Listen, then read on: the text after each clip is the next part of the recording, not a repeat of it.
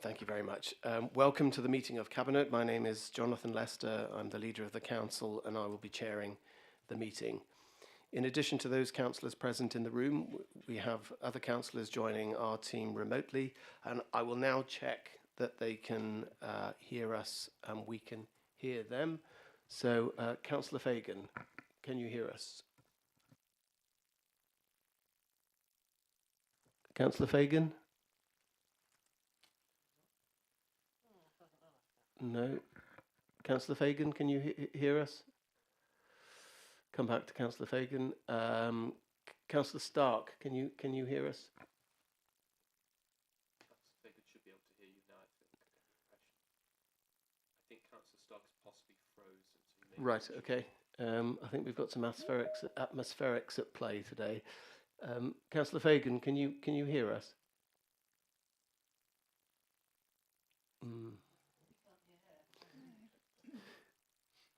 Oh, this is going to be a.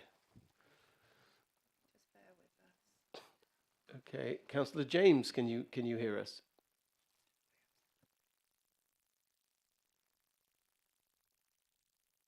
Okay, so we're having a bit of a technical difficulty at the moment, because we need to hear what councillors are wanting to say who are joining us via Teams. So please wait for a moment.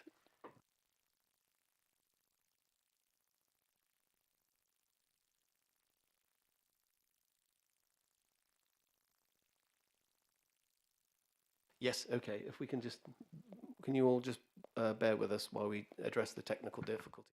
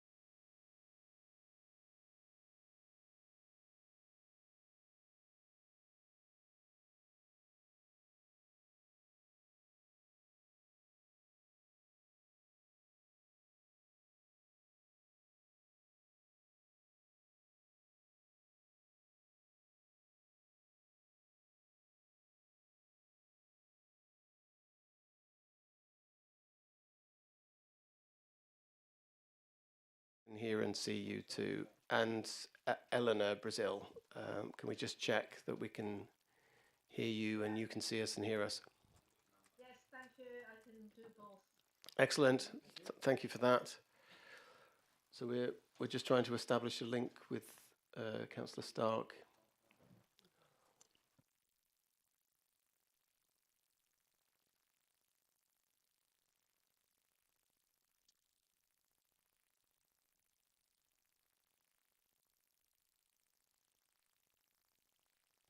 Okay, so can we start the live stream? Yes, we have, Leader. I've just started it now.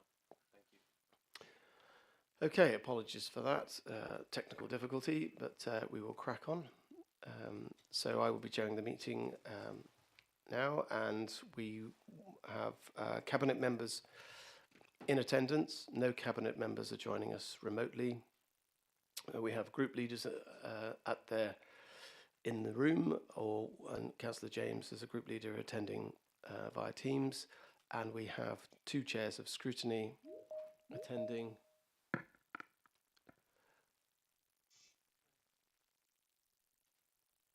Yeah, Councillor Fagan, and hopefully joining us presently, Councillor Stark.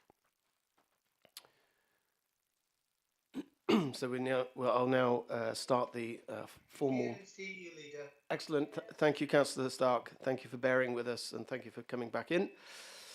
So I now will open the meeting formally. The agenda papers and other relevant information to this meeting are available on the public viewing on Herefordshire Council's website.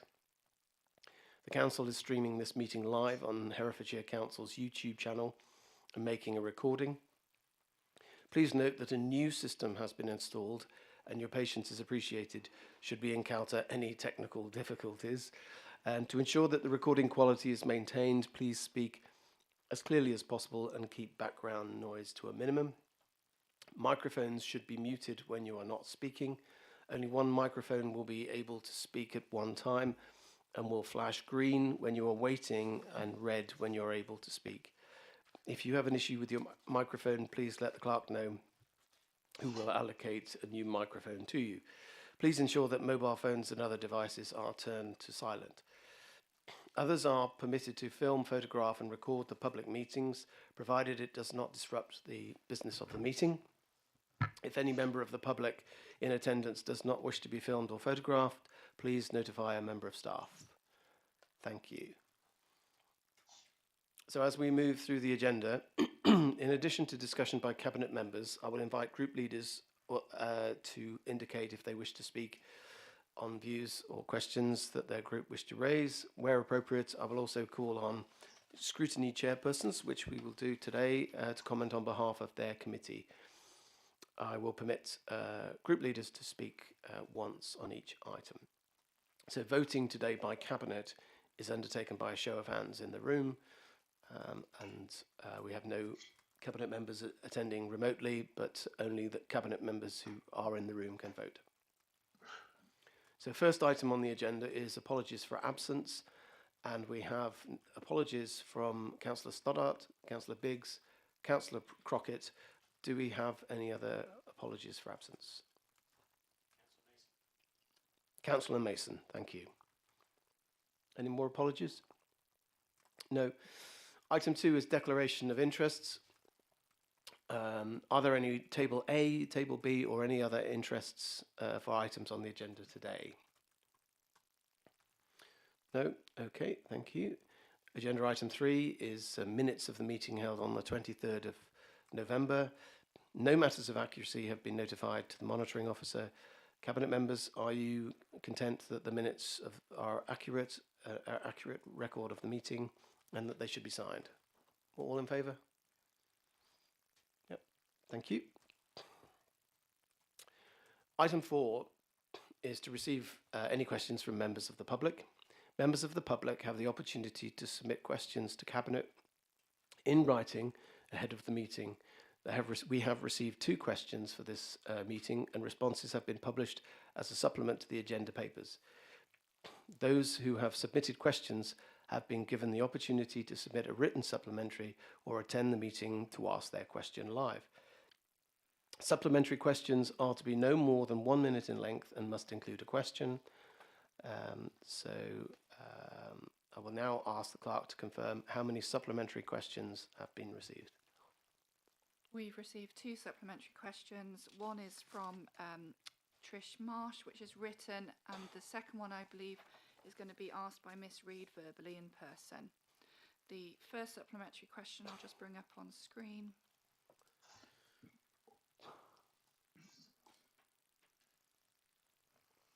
Is from Trish Marsh for the Cabinet Member for Corporate Strategy and Budget.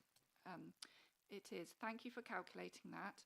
If council tax had been frozen as the Tories proposed in 2022 and 2023, an additional 16.1 million of cuts to vital services would now be obligatory, on top of the painful 19.5 million service damaging cuts already required next year. The minority Tory administration sensibly proposes a precept rise of 5% for 2024-25, the highest level permitted. Inflation is currently 4.6%.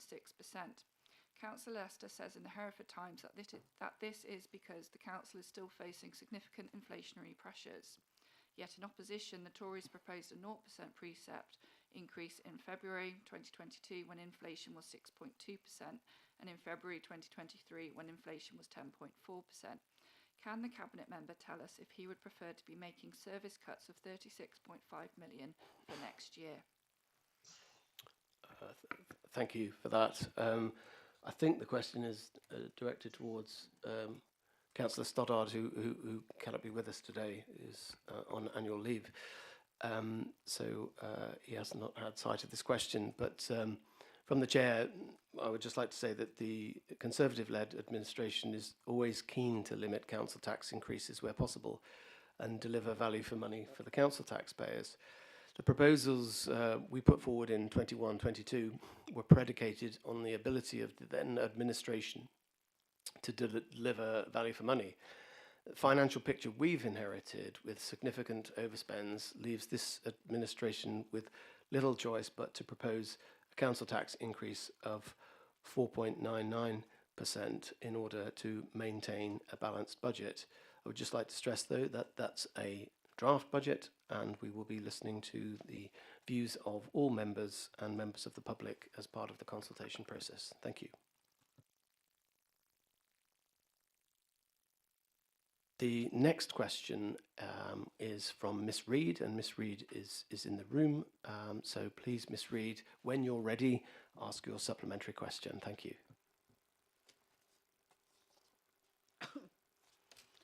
The Children's Commissioner's report stated that the rate of children in care continues to remain high.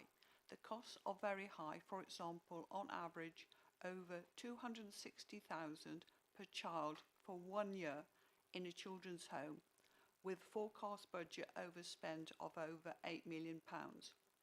Only 11 care orders were discharged during the past almost 5 months. Per the permanent strategy, family group conferences facilitate children returning to their family network, including with a special guardianship order. During quarter 2 of 2023-2024, there were only 8 family group conferences when established, and only 2 special guardianship orders were issued. Sadly, too many children are in care and therefore will be separated from their families at Christmas. I suggest the Council's New Year's resolution should be to quicken the pace of reducing the number of children in care. Will the Council commit to this resolution? Thank you for your question, Ms Reid, and that question is for Councillor Powell. So over to Councillor Powell. Thank you. Thank you for the question. With specific regard to reducing the number of children in our care moving forwards, the answer to that question is yes, absolutely. We're committed to delivering against that. Thank you very much, Councillor Powell. That concludes agenda item 4. Agenda item 5 is to receive any questions from members of council, councillors of Herefordshire Council, and no councillors have submitted any questions. So moving on to reports of scrutiny committees, agenda item 6. We have 2 items that have been at scrutiny recently. A report from the Environment and Sustainability Scrutiny Committee, and this is on page 11 of the agenda pack. Councillor Stark, as chairperson, is here to introduce the recommendations from the committee, and then the next item is Councillor Fagan with the Children and Young People Scrutiny Committee. But in order as it's set out on the agenda, we will go to Councillor Stark first. Councillor Stark. Yes, thank you, Leader. On the 27th of November, my committee looked at implementation of the Environment Act 2021, and in particular, the impact it had on the statutory responsibilities and the targets laid Council in this area. To do so, we split the Act into 5 broad sections: air quality, water quality, nature, biodiversity and waste and resource efficiency. I have to say, Leader, that was a very positive and productive meeting, and there was quite a good deal of action being taken by the Council on the Environment Act. As a result, I'm laying before you today 6 recommendations, and I look forward to getting your response in due course. Thank you. Thank you very much, Councillor Stark, and thank you to the Scrutiny Committee for those contributions and those recommendations. Councillor Alyssa Swinglehurst, as your Cabinet Member for Environment, would you like to comment? Thank you, Leader. Thank you, Councillor Stark. Yeah, I was very impressed with that scrutiny meeting and grateful for the recommendations that have come forward, which we shall duly consider and respond in due course. Thank you very much.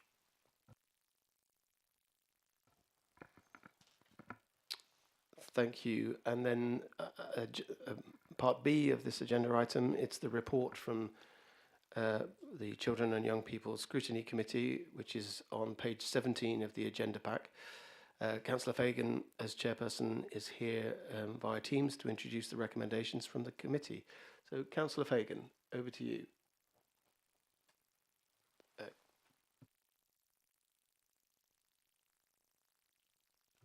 Okay.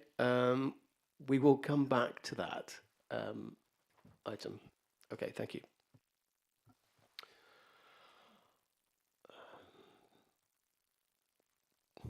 Right. Without further ado, we will go on to agenda item. Oh, Councillor Fagan. Sorry, I was. Leader, I dropped that just at that moment. I'm terribly sorry about that. Yeah, so the let me just get myself back in. Right, so on the 14th of November, the Children's Scrutiny Committee looked at the SEND action plan, and this recommendation, which we accept needs some work developing, came out of that. So we saw the fantastic work that the SEND team are doing in terms of getting the ECHPs out.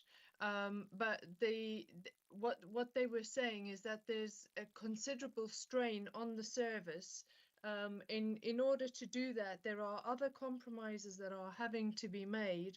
One of those being the provision of the educational psychologists. So what they were flagging up is that particularly post-COVID, there's a huge demand on the SEND team, and that essentially that early intervention is absolutely crucial in ensuring that we can actually sort of get our young people back on track without them actually going down the sort of slippery slope that currently trends are sort of suggesting with young people being affected by the impact of COVID.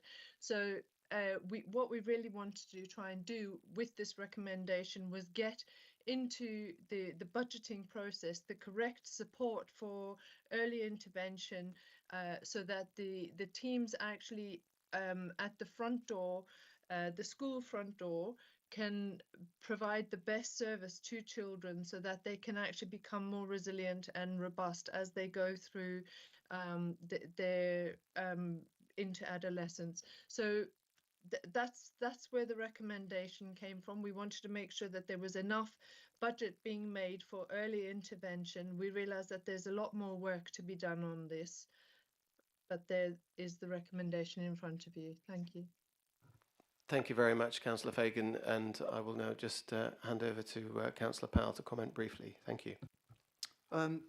Thanks, Leader. Thanks, Councillor Fagan. We've actually had a very quick discussion in which Councillor Fagan has helpfully kind of accepted that the recommendation needs a little bit of work. So rather than rehearse all of that discussion, it's absolutely, if you like, in the organisational conscience to think through the budget proposals for potential further investment for decision in the SEND service for next year. But obviously, that they need decisions. So absolutely happy to work with Councillor Fagan and more broadly Scrutiny Committee to finesse the recommendation to where they'd like it to get to, rather than as it currently reads.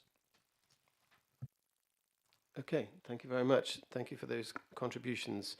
So we have the recommendations are that the Cabinet members are content to note the recommendations from the Environment and Sustainability Scrutiny Committee for a response to be made in due course, and that with the provisos that Councillor Powell has just said, the same applies to providing responses to the Children's and Young People Scrutiny Committee. So I will propose that we accept to note those recommendations with the amendments. All in favour? Can I have a seconder? Sorry. Councillor Swinglehurst, all in favour? Yeah. Okay. Thank you very much. Next item on the agenda is agenda item 7, appointments to shareholder committee. So this is to appoint 4 members of the Cabinet to the shareholder committee, and this agenda item is on page 23 of the agenda pack. Normally, Councillor Stoddart would have introduced this matter, but because he's unavailable today, Councillor Swinglehurst will be presenting the item. Councillor Swinglehurst, thank you. Thank you, Leader. Item 7, appointments to shareholder committee. The shareholder committee of Herefordshire Council exercises control and influence over its local authority trading companies in 3 ways. Through appointing directors to the board who can ensure that matters of relevance to the council are achieved. As a shareholder in the companies, the council has powers and rights under the Companies Act 2006, similar to any shareholder. As a purchaser of services from the company under contract, and the terms of the contract set out precisely what and how services are delivered to the council. It is through a combination of these 3 governance functions that the necessary influence is maintained by Herefordshire Council. The committee will shortly begin to receive reports from the directors in relation to matters such as company performance, budgets, and delivery to the business plan. This reporting is part of the governance function that maintains the necessary influence over the companies. As the administration of the council has changed, new appointments will need to be made to the committee. Subsequently, it is recommended that the Cabinet appoint the following 4 members to the committee. Councillor Jonathan Lester, Leader of the Council. Councillor Carol Gandy, Cabinet Member for Adults, Health and Wellbeing. Councillor Graham Biggs, Cabinet Member for Economy and Growth. And Councillor Peter Stoddart, Cabinet Member for Finance and Corporate Services. Appointments to the committee are currently reserved to full Cabinet. However, as this is considered to be a simple administrative task, it is recommended that delegating appointments to the leader as an individual Cabinet member decision would improve the appointments process and make it more flexible and efficient. I therefore endorse this report and its 2 recommendations to my Cabinet colleagues. Thank you, Councillor Swinglehurst. Any comments from Cabinet members? No. Okay. The matter has not gone to any scrutiny committee, so I look to group leaders if they wish to have any comments about this item. Councillor Harvey? Yes, thank you, Leader. I think the only comment I'd like to make on behalf of Independence for Herefordshire is that, while we were in administration, we tried to model collective cabinet responsibility, which is why the terms of reference have cabinet appointing to this committee. And it's a little disappointing to see the recommendation here that in future you want to make the appointments as leader. Clearly, according to our constitution, the leader appoints all cabinet members anyway, but we don't see that in terms of flexibility and efficiency. This is going to be a task that comes repeatedly back to Cabinet to adjust and shouldn't really be onerous as far as Cabinet time is concerned. And there's a principle here, as far as we're concerned, that having Cabinet collectively take responsibility for the appointment to this committee, where the council is actually, where the committee is overseeing the council's ownership and responsibility of wholly owned companies and shareholder interests on behalf of the public.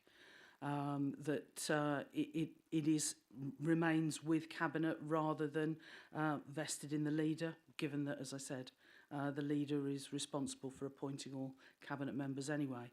But if you prefer dictatorship over democracy, there's nothing much that we can do about that.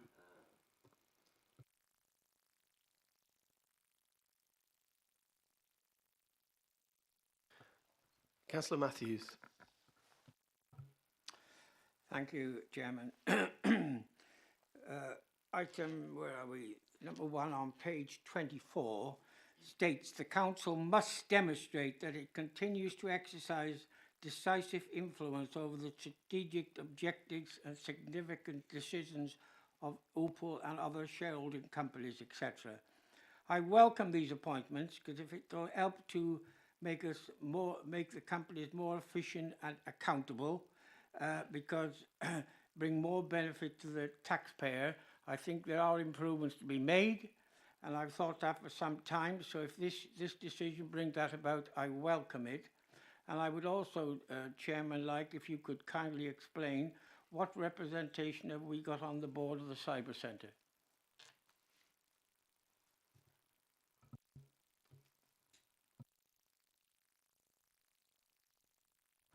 Thank you. Any other group leaders who wish to make any comments?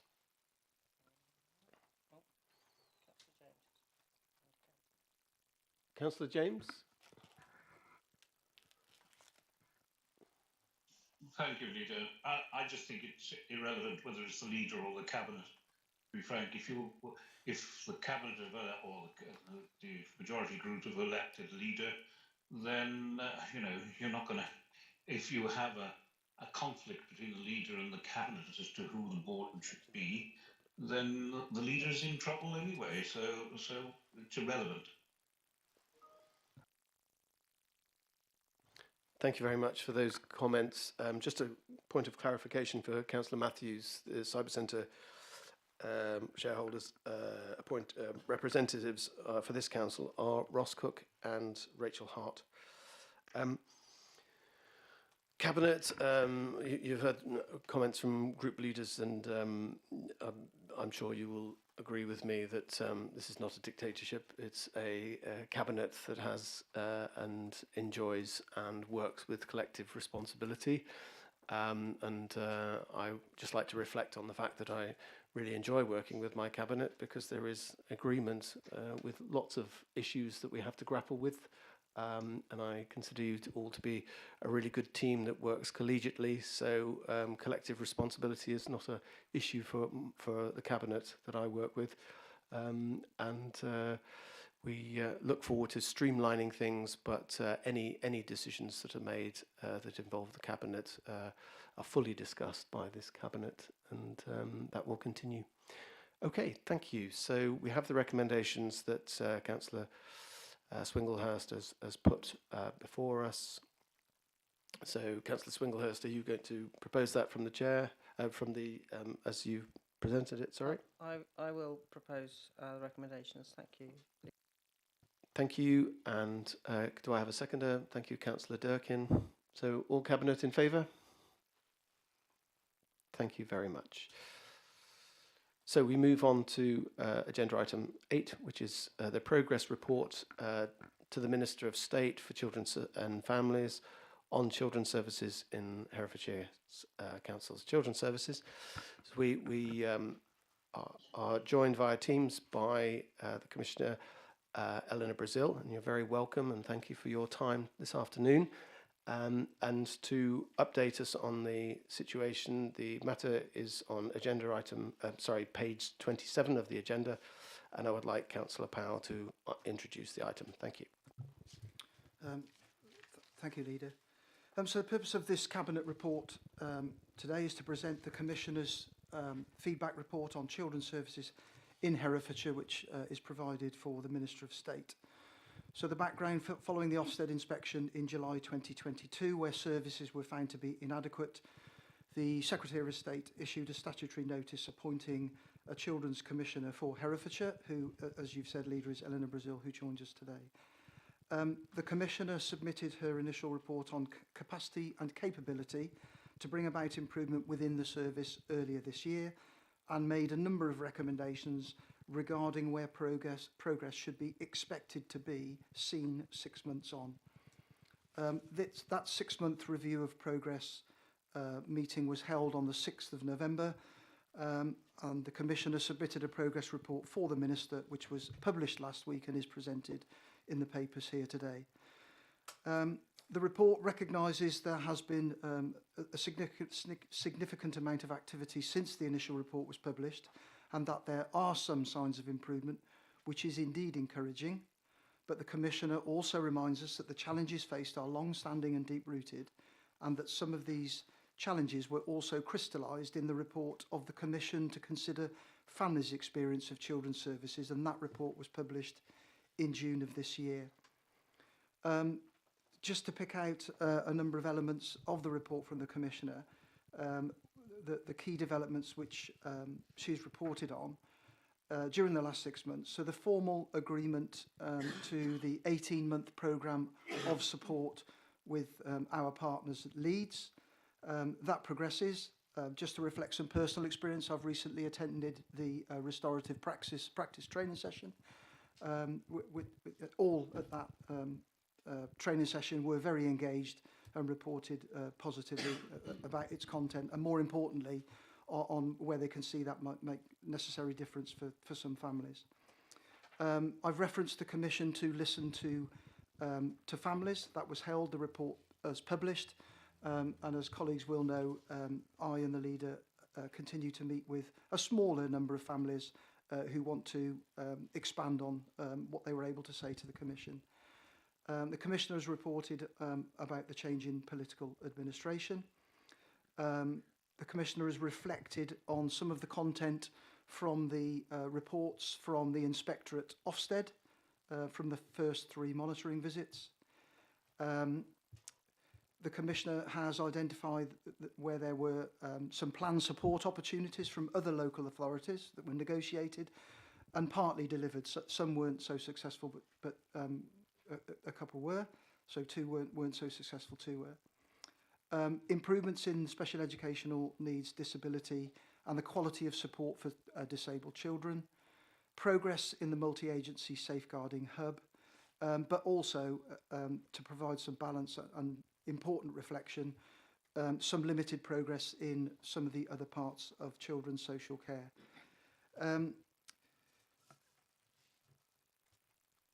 We would acknowledge, so there is a clear recommendation from the Commissioner's report that whilst progress has been slower than any of us would like, compounded in some cases by local and national pressures, such as recruiting more permanent staff, there should no longer be any further consideration of the alternative delivery model, and it does remain the Commissioner's view that supporting the Council and partners to deliver quicker and better improvements is the best way forwards. Of course, if our progress slipped or stalled, I've no doubt that the Department of Education would review that, and as a Cabinet and Council, we do remain committed to the improvement of our children's services. The report also reflects that while some steps have been taken to improve our partnership working. This is not yet showing sufficient impact. It is an area where I have particular interest and will be using my influence in the new year to drive further improvements. The Commissioner is very clear in her view that the pace of improvement needs to increase, and we hope to build on the infrastructure and green shoots of improvement to ensure that that is our clear focus, and personally my determination to ensure that pace increases during 2024. And introducing this item, I want to take this opportunity to thank the Commissioner, who has joined us online, for her considered report, also for the challenge and the support that she continues to provide to us locally in carrying out her duties as the appointed Commissioner. I know that she's already begun work with the Director and his team and with other stakeholders to determine what additional progress we would expect to see when the next 6-month review is undertaken, and importantly, to be able to flesh out in some detail what exactly will enable that increase of pace to ensure that those necessary improvements are delivered. Thank you. Thank you, Councillor Powell. And yes, I would echo all those sentiments and like to thank Eleanor Brazil for all of her hard work in doing all of the, providing all of the challenge and making that recommendation to government to clarify how we should proceed with our way forward. And it's reassuring to note that we're in a position to continue to provide that service for our children and families. But as Councillor Powell has said, there's still much to do, and we are very focused on making sure that that improvement continues and improves. Cabinet, do you have any points to raise at this stage? Councillor Swinglehurst. Thank you, Leader.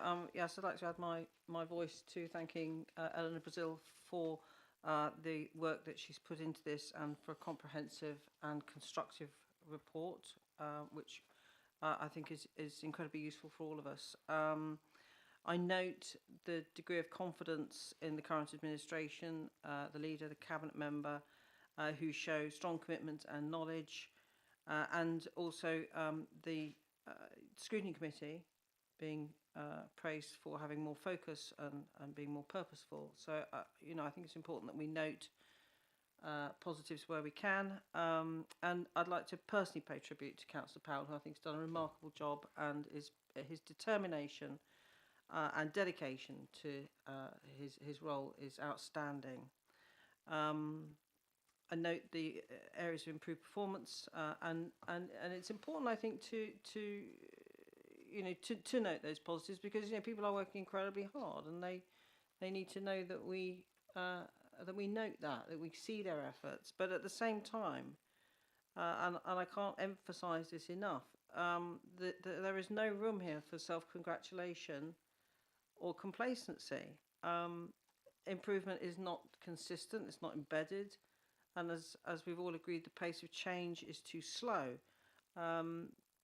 Improvement, as often said, improvement is a journey, not a destination. But we have to stride, not amble. We have to move with purpose and not meander. We're committing, as a Cabinet, considerable budget to this area. Leader and Cabinet Member are focused on it as a priority, as we all are. And we're at the end of year 1 of the improvement plan, and we have been entrusted to get this right. We've got to pick up the pace and provide a service that we are proud of and that will do our young people proud.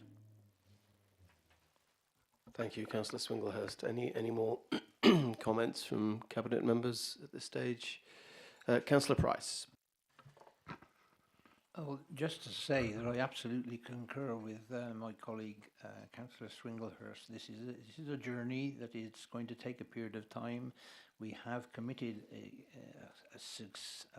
quite an amount of extra funding to make sure that this happens, and we are expecting and will demand and wish to see and hope to see that we get to a place where we are best of breed going forward in terms of looking after all of our children that are requiring our services.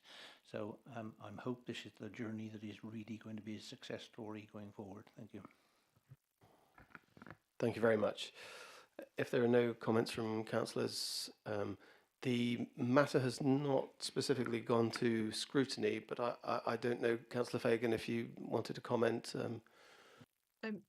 Thank you, Leader. You're right. It hasn't gone to scrutiny, but if I can just say that there are obviously certain elements from this report that will guide the scrutiny journey over the next year, and particularly for us, the issue of looking at early help, early intervention, restorative practice, and how we support families as a county, not just within the council itself, but actually how our safeguarding partners also support families. So it's a very clear steer for us as to what our lines of inquiry should be.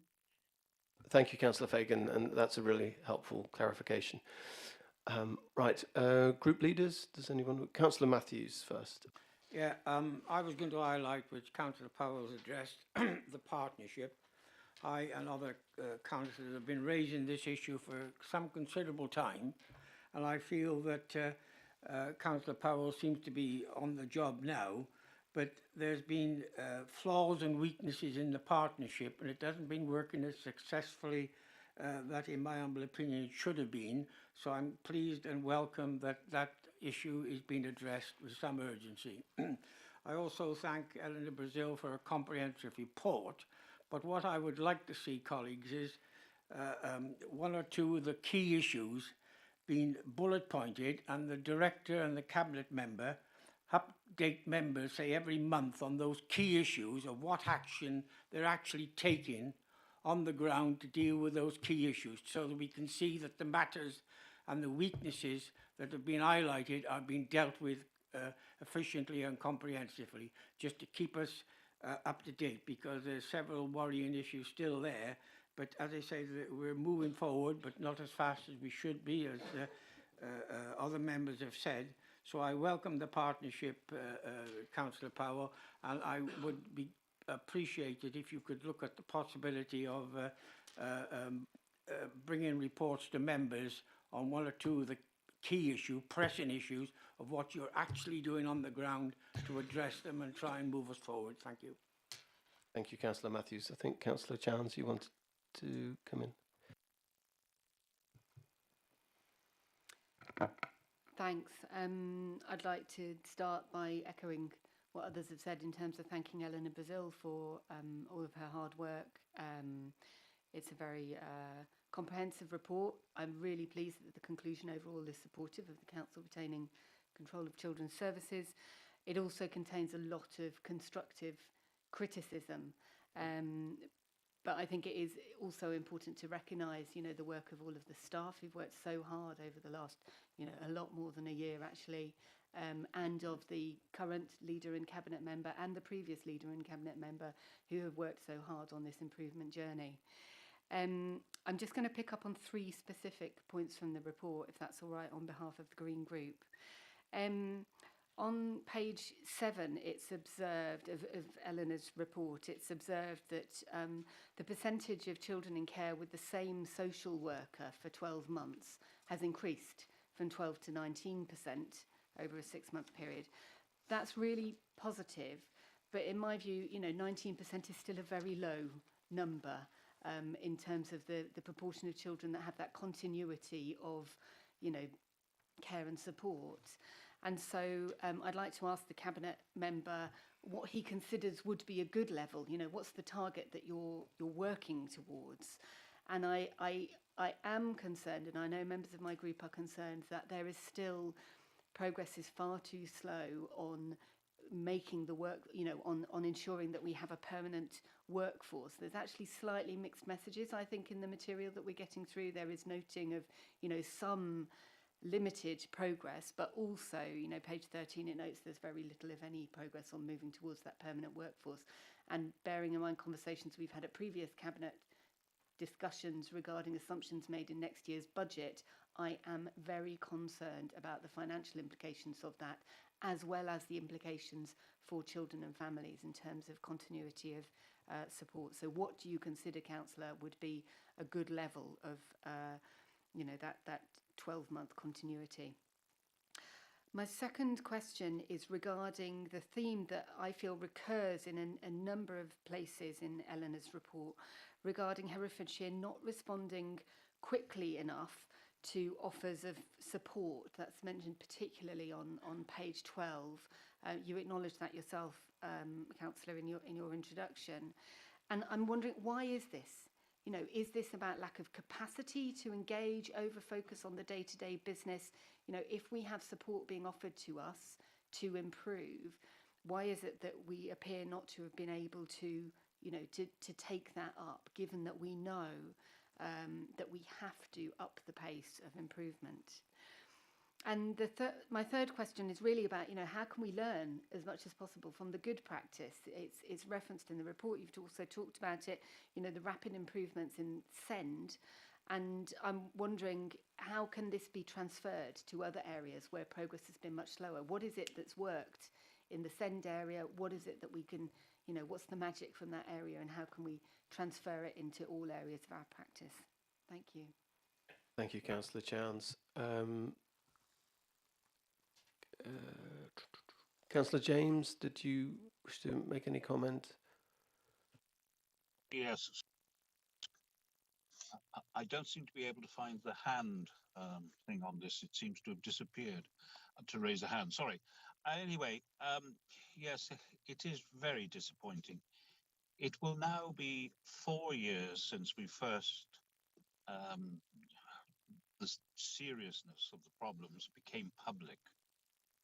And it's 12 years since I actually made statements about and asked that we did a special scrutiny report on children's services, which was resisted by the then cabinet member and the director at the time, but was subsequently overtaken shortly after that by a very negative Ofsted report. That we seem to be still in the same position. It seems, it's taken years and years and years, and over the years I've heard the same things said all the time. There are good things in this report, and whilst we've got problems, we're on a journey, etc., etc. And that's gone on for 12 years, and yet we are where we are now. On the positive side, I think Councillor Powell has got a proactive attitude towards the problems. The problems exist on the bottom of the pyramid of the children's services, which don't seem to be managed in the way it should be. Now, a lot of that is caused by the national situation. It's all very well, as some people say to me, well, you need to recruit the right sort of people and people who sort of committed, but there's a national problem out there that makes it virtually impossible to get those people that we actually need. It's the same all over the country. But something's going to have to happen in the next 6 months. Otherwise, we're going to be back in the same place. And this is going to continue for years and years and years. So I look forward to the next 6 months positively. Thank you. Thank you, Councillor James. And Councillor Harvey, did you want to make a comment? Thank you, Leader. It's pleasing that we've received the support to retain the service, and that's no longer hanging over us as a threat. In terms of picking up the pace, I know that Cabinet Member and Director are both optimistic that can be achieved now that there's a firm foundation in place in terms of the work that's been done over the last 6 to 9 months. And so I look forward to seeing evidence of that coming to fruition over the next 6 months. And I hope that in 6 months' time we'll receive a yet more positive report from the Commissioner when she provides an update. Thank you, Councillor Harvey. Thank you for those words. Right, so Cabinet,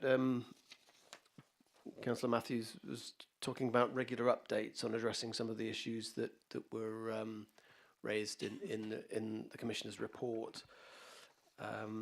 So, Councillor Powell, I don't know if you want to comment on that. Thank you for colleagues their comments. Leader, do you want me to go through all of those points as best I can in one, or do you want to deal with them individually? No, I think the comment that Councillor Matthews was saying is it possible to have regular updates? We're talking about a 6-month window now, and so it's more a question, I think, of how members as a whole, all 53 of them, are kept up to date with those improvements.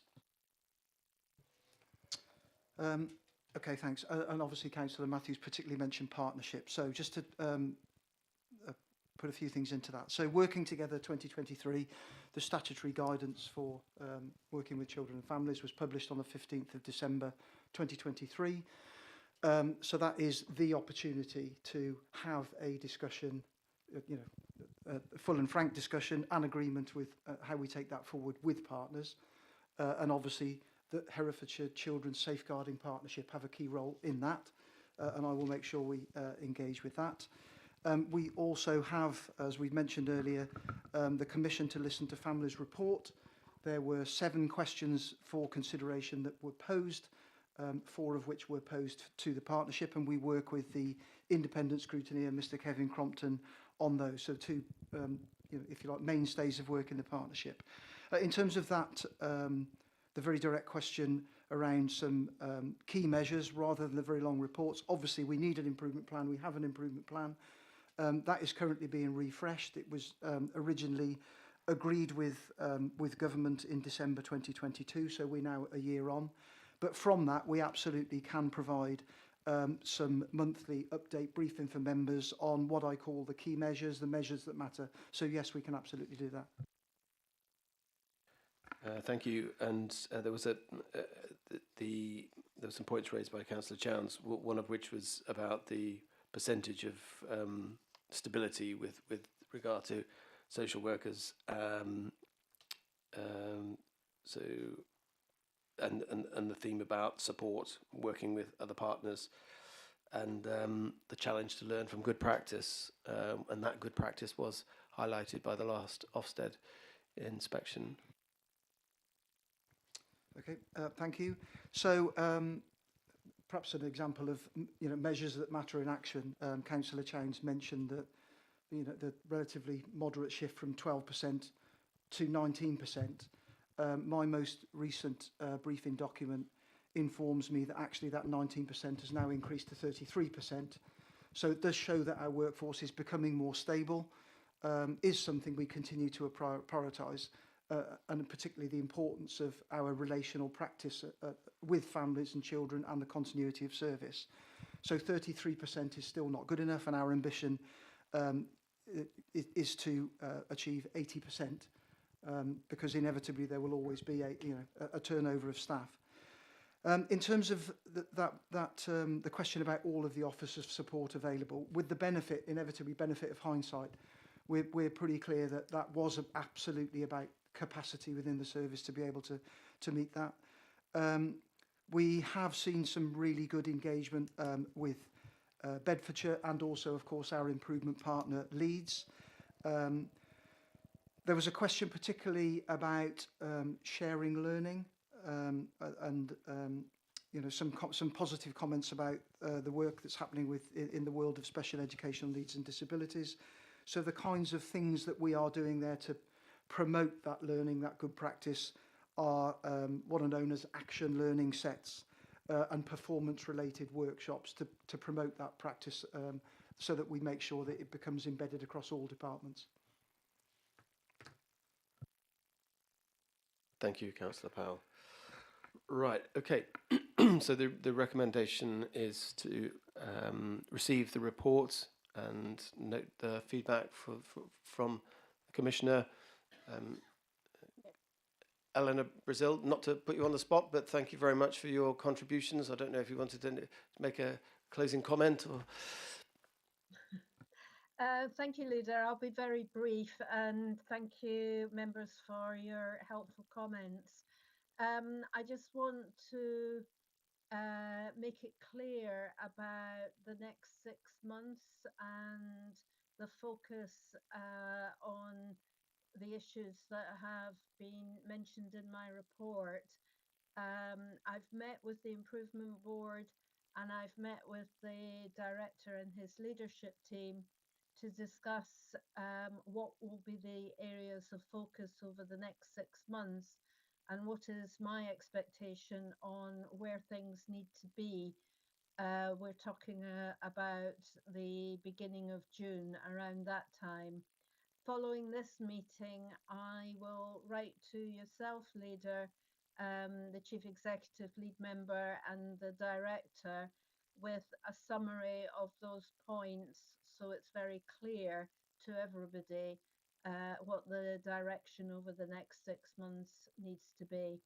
And just finally, I appreciate the comments from everybody about the report itself. Thank you. Thank you very much, and thank you for joining us. Right, okay. Yes, so as I said, and as has been noted, it's very pleasing to note that the decision has been for Herefordshire Council to continue to run children's services. It's a key service that we're all very passionate about, and so this is a really positive outcome. But as we've been discussing, lots to do. So I'll put that. Councillor Powell, are you going to propose that the recommendation is accepted? Yes, I am, please. Yeah, and can I have a seconder? Yeah, Councillor Swinglehurst, all in favour? Thank you.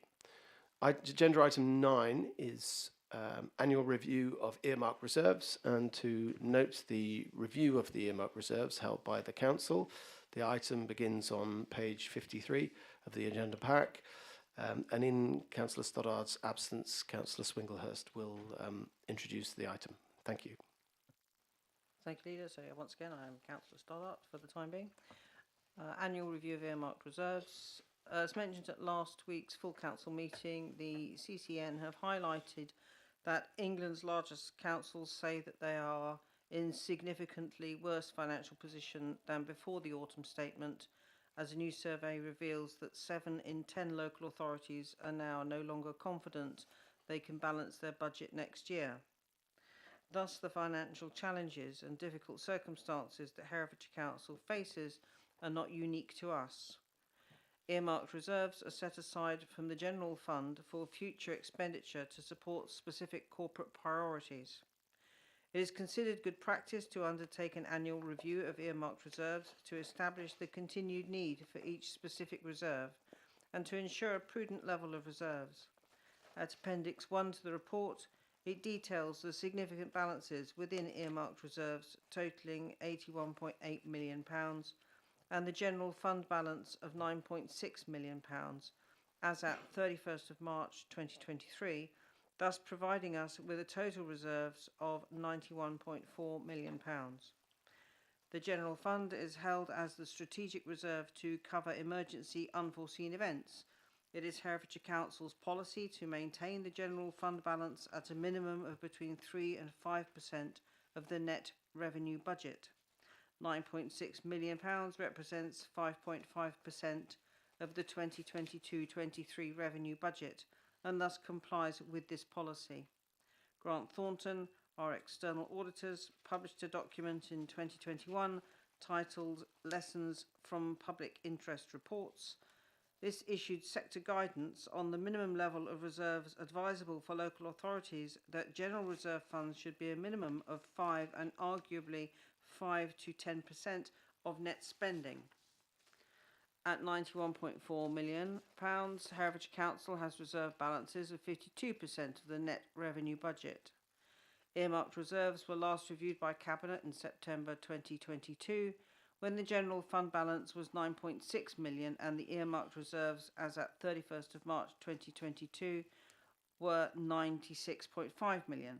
Since then, the general fund balance has remained the same. However, earmarked reserves have decreased by 14.7 million as shown in Appendix 1. This decrease is due to the financial resilience from £17.4 million to £1.2 million, which was due to additional funding for children and young people services of £10.9 million, which will fund the 3-year Children's Improvement Plan and set them on the path to long-term stability, together with the revenue overspend in 2021-22 of £5.6 million. The earmarked reserves balance at 31st of March 2023 includes £17.6 million of grant funding carried forward to 2023-24, which represents amounts of grant funding received, with no outstanding grant conditions attached, which have not been applied to relevant expenditure. In accordance with SIPFA Code of Practice standards, these amounts are treated as earmarked reserves to be carried forward for application in future accounting periods. Whilst we acknowledge the financial risks that we face, the maintenance of prudent reserves are part of our strategy for long-term stability. In conclusion, I wholeheartedly endorse this report and its recommendation to my Cabinet colleagues. Thank you, Councillor Swinglehurst. Cabinet, any questions or comments or thoughts on the item? If not, go to group leaders. Councillor Harvey first. Thank you, Leader. And thank you, Councillor Swinglehurst, for being Councillor Stoddart in the room. My problem with this report is that it's not actually a review of the reserves. It's really a statement of the reserves. I was kind of expecting to see some judgments in here as to whether the earmarked reserves against the different categories are considered sufficient and prudent, and whether and there to be a little more commentary on the cupboards now being bare as far as the financial resilience reserve is concerned. In paragraphs 13 and 15 of the report, which talk about resources and resource implications and risk management, it does say that you know it's prudent to have plans to replenish reserves, and I don't really feel that the report as it stands is actually making is actually having the necessary review of what's happening there, and indeed whether there is a requirement for some of these earmarked reserves to be replenished in the light of some of the issues that can be foreseen. I note that we've got £5 million just over on clawback from Fastershire. Well, good if we've managed to claw back against some of the areas of the contract which haven't been fulfilled by the contractor. However, we have communities in Herefordshire who are still, you know, suffering from not spots and failure to be able to connect into the internet or indeed to have decent mobile signal even.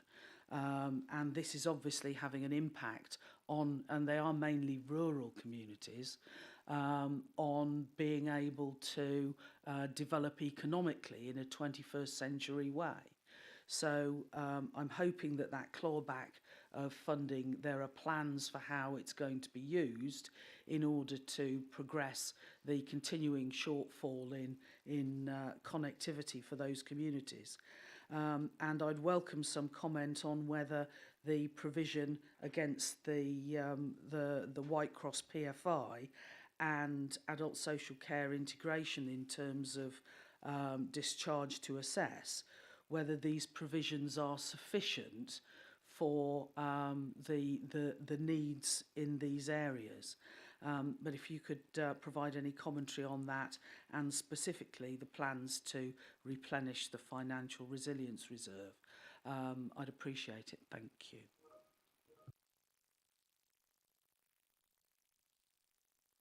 Thank you, Councillor Harvey. Councillor Chowns, I think your hand was up next. Yes, thank you, Leader. I'm trying to limit myself to 3 points per issue. My first one is a bit of background. I went back and I looked at the previous annual review of reserves, which was more of a review and did make recommendations on how they were used from 15 months ago. That list was presented in a completely different order, and I think it would be really helpful to be able to kind of keep track over the years if there was some consistency and clarity in how these reserves are named, how they're referred to, and so forth, so to enable that sort of legibility over time. One thing I did find is that there are a number of discrepancies between the figures reported for the 31st of March 2022 and then the figures reported for the 1st of April 2022 in several lines.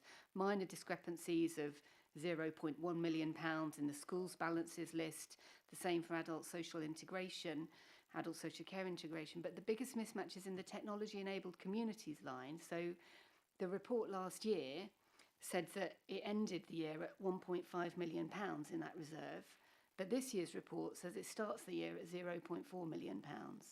So where's the £1.1 million gone? I think that, you know, that there's something that's not adding up in terms of how these numbers are presented, and perhaps Mr. Lovegrove can clarify. My second question is around the £25.5 million that was transferred into reserves last year. What proportion of that was effectively internally generated? I mean, obviously the Fastershire clawback and the unused grants, that's clearly external funding, but it appears from this report as though some other parts of the remaining £10 million are generated from, you know, the council's annual budget and paid into reserves. So, for example, £2.1 million paid into the business rates risk reserve. Are we confident that that is a better thing to do with that £2.1 million, to put it into reserves rather than to actually spend it on delivery of council services in that financial year? You started off by explaining that we've got healthy levels of reserves. Should we be scraping off potentially several £1 million off the council's annual budget in order to put into reserves? How do we know that each of those reserves is needed and that it's more urgent to spend it on that than, say, children's services or adult social care or indeed road resurfacing or whatever? I think that, you know, this report raises some questions, and in particular, the business rates risk reserve is one that jumps out at me. I think clarification on that would be needed. Thank you. Thank you, Councillor Chowns. Councillor Matthews.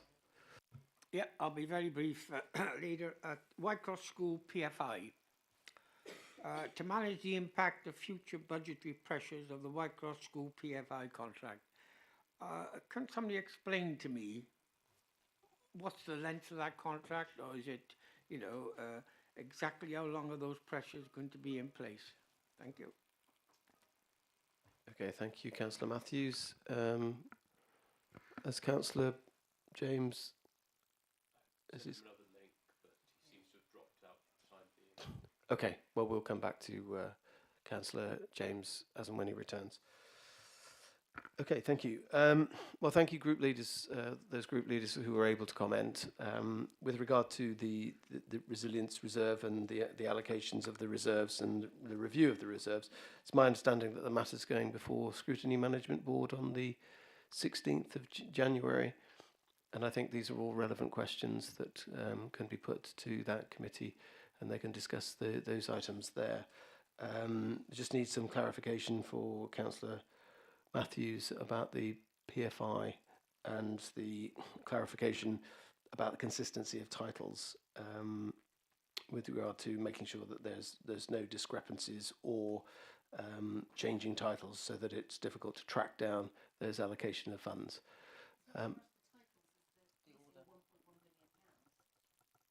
Right, and there's a discrepancy, so we need to clarify that point. Thank you, Councillor Chowns.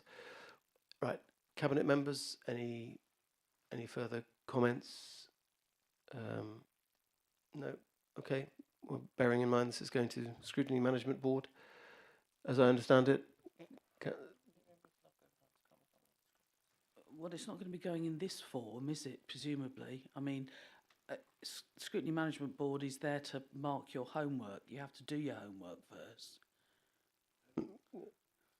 Andrew Lovegrove, can we just clarify the part about the discrepancy?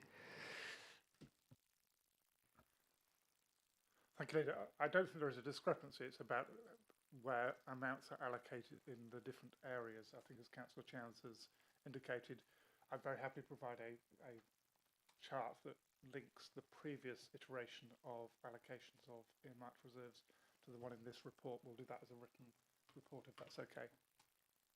Thank you, Andrew. Right, okay. If there are no further comments, subject to Councillor James joining us back, coming back to us. Could Mr Lovegrove explain the PFI if he can briefly, Chairman, please? I think we'll get an explanation for you, Councillor Matthews, outside of the meeting. Thank you very much. Right, okay then. So the recommendations are set out. Councillor Swinglehurst, are you proposing? I will propose. Okay, and seconded, Councillor Durkin. All those in favour of the recommendation of the report? Thank you. We now move to the last item on the agenda, which is agenda item 10, which is the performance report quarter 2 for 23-24, and the report is the goes into some detail about the performance position across all directorates for this period. The item begins on page 59 of the agenda pack. So we have the report set out before us. Councillor, Cabinet members, did you wish to comment on this item? Councillor Swinglehurst, thank you. Happy to comment on this item, Leader. Thank you. So I just wanted to touch on some of the important things that have been achieved, and just briefly summarise some of those important things. So under the waste part of the portfolio, we have the new procurement going ahead, which will come forward with a provider to deliver the new service everyone's working over the Christmas period, so I think they will come forward early next year. Residents are recycling more waste year on year, but the volume of waste overall is growing, so that's something that we need to understand. But we are 1% of all residual waste. The home upgrade grant got off a slightly slow start, but we're making very, very good progress, having reduced the number from 150 to 100. We actually got 130 in the pipeline, which is really, really good news. And so it's hopeful that we'll actually catch up with where we initially wanted to be in this year, which will be really good. And a year 2, the grant can be added to by another 800,000, which we will also be going to as we have confidence in the capacity of the rate of installation going forward. The barrel bikes, still going great guns. We added the 70, and we've also now got the cargo bikes as well for anyone who needs to take heavy parcels around, which is great. The wetland, Luston Wetland is producing the credits. It's an interesting thing in my portfolio because it sits partly as an environmental thing, it's partly a planning thing. It's now maturing and becoming biodiverse and everything that it should be, and credits are being traded, which we believe is a UK and potentially a world first trading of phosphate credits from a constructed integrated wetland. So congratulations to all involved in that, including the previous administration as well. It started with them. We've managed to release planning permission for 185 homes on the basis of that, and I'm very pleased to update everyone to say that we've had confirmation £1.76 million of funding to continue mitigation, investment in mitigation in the Lug, which will help us to create the second wetland and accelerate all of that work. And that there's also an additional 100,000 for delivery within revenue for that, which is really, really good. Local plan review is ongoing, and Reg 18 will be coming up in March. Clearly a really essential piece of our policy development. Planning enforcement notices doubled last year. Building control won a local authority building control regional award, so good for them, for the Irongate student accommodation. So yeah, lots of things happening. I think kind of looking at the RAG rating, it's lovely that the environment is mainly green, which is sort of how it should be. Thank you. Thank you, Councillor Swinglehurst. Yes, I would concur with all of those positive performances. Right. Sorry, Councillor Gandhi. Thank you, Leader. Firstly, I would like to comment on the social care side of the performance. The social care operations and commissioning continues to work with partners to improve the discharge, and at the present moment in time, all performance measures in community wellbeing are currently on track to achieve target this quarter. The report and the appendix set out the detail, but I would like to draw the Cabinet's attention to two areas. As I say, we continue to work, social care operations and commissioning continue to work with partners to improve the discharge from hospital process, particularly around discharge to access, and this work is particularly vital given the ongoing pressure on the hospital. And secondly, the numbers into substance misuse treatment has increased, and Herefordshire is on track to reach the ambitions set out in the drug strategy from harm to hope, treatment, outcomes and representations into the service following treatment continue to show good outcomes.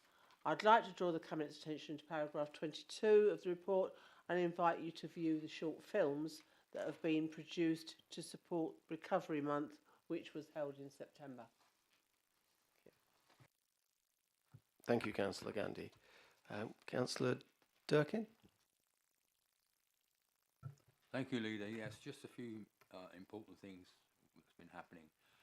The future operating model, the work to deliver the future operating model is for the public realm contract is continuing. We're looking at arrival to Cabinet around about springtime.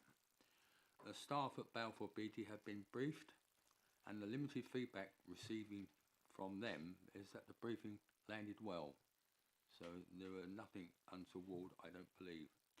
Potholes, we continue to perform to repair dangerous potholes. This remains good, meaning that we continue to maintain a safe network.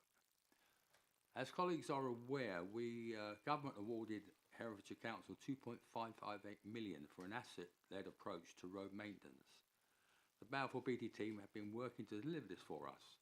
It is anticipated that much of the work will be completed prior to Christmas, with the remainder, approximately 400k, to be delivered in the new year. We're looking at figures. There are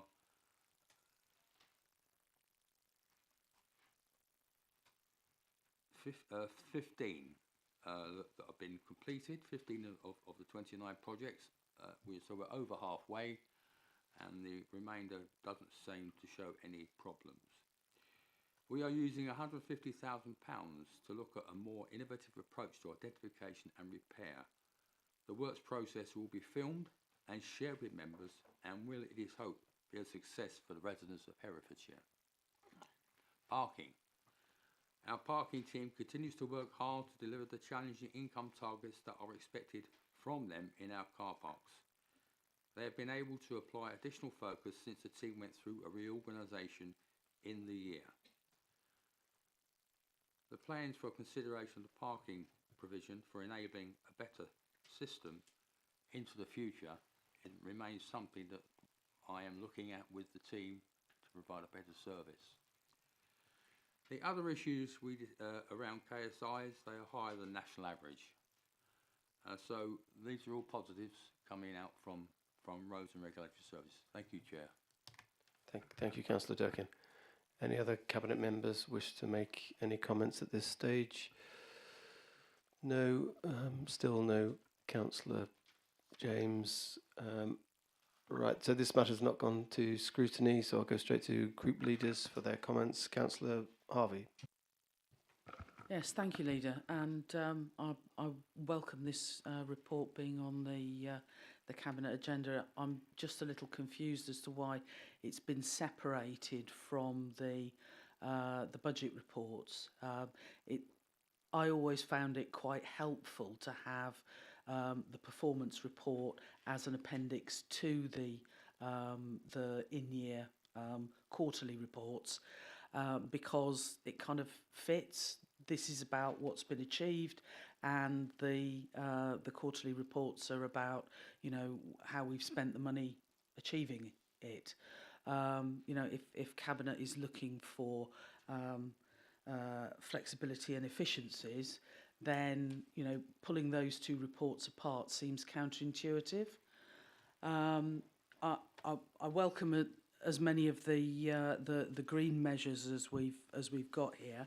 But as far as performance measures are concerned, I know from my time on Cabinet how what a struggle it is to spanner agreed performance measures out of our service areas. I don't know what the reluctance and resistance is to you know, actually naming some performance measures that are realistic and relevant as far as delivery of services is concerned. But I offer you my support from the scrutiny side of the fence now in whatever way possible to encourage an improvement in this area.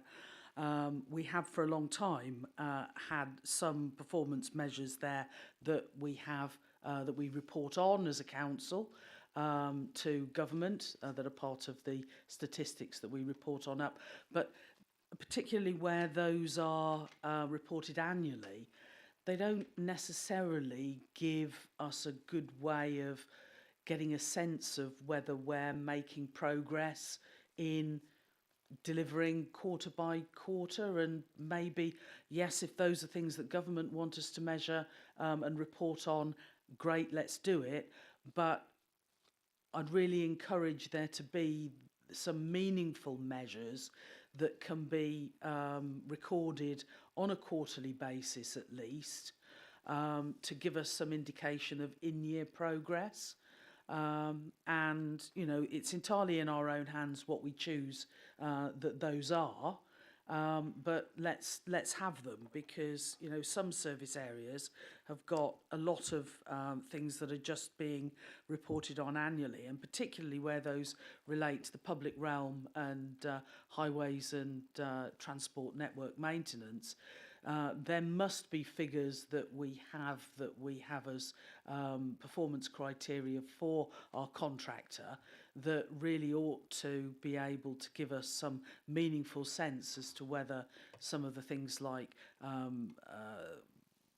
congestion on the network, condition of the road system, condition of our pavements, you know, is being delivered quarter by quarter. Also, just in terms of understanding what the performance measures actually mean, we've got some information against some of the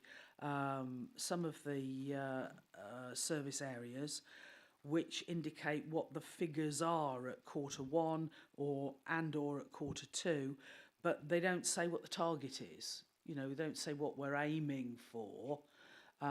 So I think it would be helpful to understand what those targets are that we're setting ourselves, so that we can understand, if we're saying it's green, you know, how far away we are from achieving those. And indeed whether it's a linear kind of achievement, or whether there's a slightly different delivery profile that is relevant to that particular measure and should be taken into account. I'd be grateful if those comments are taken into consideration. Thank you, Councillor Harvey. That's very helpful. And any more group leaders? Yeah, Councillor Chance. Thanks, Leader. I've got 3 points that I want to raise. Absence of information, insufficient information, and some questions about risk assessments. On the absence of information, there's several areas in the report where the performance report is coloured green, which, you know, as Alyssa says, I'm delighted to see a green all over a report. The more green, the better. But there's no information given about what's actually being done. So an assertion is being made of progress, but there's absolutely zero information about what that progress entails and zero evidence to support that claim. And I think that that's unhelpful. This is our opportunity once a quarter to know what's been going on each of these things, and it's very difficult to understand it, still less scrutinise it without that information. So, for example, page 71, all of the items about planning are blank. Page 73, something very close to my heart, there's an item on improving the environmental and energy efficiency standards of council buildings through introduction of minimum standards for energy efficiency and so forth. This is something I've been working on, both in Cabinet and outside it, for some time. And it's been very hard to get any progress. It's coloured green, but there's zero detail. So I have zero confidence, accordingly, that anything has actually been done on that. And I think it really calls into question the robustness of this report if there's no evidence provided to support claims made about progress. So please, can we not have any blank bits in the next quarter's reports?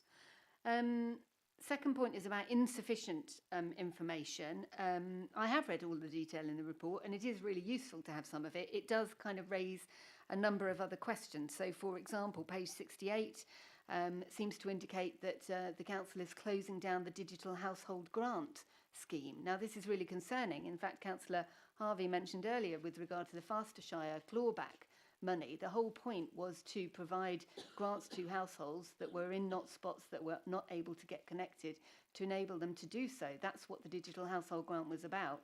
Is it really being cancelled? If so, why? You know, work has to be done to ensure that that's getting out to as many people as need it, and I'm sure there still are people who need it.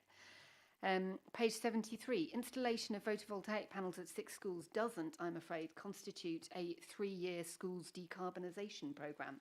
It's great, but it's not a decarbonisation programme. So what evidence have we got to justify colouring that thing green when all that's being reported is just really quite a small thing that's being done? Pages 74 to 5, I'm concerned to see that the school travel decarbonisation project and taxi decarbonisation project appear to be being shelved. Why? No information's provided on that. Page 76 suggests that the wetlands projects are all still on hold, but Alyssa, you just suggested that actually things are happening, so I'm puzzled. Is that because this report is 2 months out of date and things have moved on since then? Fantastic. Similarly, this report talks about the really difficult problems that you've clearly had with procurement for the home upgrade grant. But again, last week you were reporting that everything was hunky-dory with regard to retrofit projects. So I'm glad to hear that that's been resolved and that it's moving forward. But, you know, to me, again, this highlights the catastrophic failure and limitations of government-funded drip, drip, drip retrofit projects rather than the long-term consistent approach that we need in order to get that supply chain in place. Page 76 shows that the performance measure of people calling the Keep Herefordshire Warm advice line is coloured red, i.e. not being met. But elsewhere in the report, it says everything's brilliant with Keep Herefordshire Warm and it's exceeding its targets. So there's a problem here about insufficient and inconsistent information in the report, which really needs to be sorted, please. And I'd appreciate a written response to those specific questions I've asked.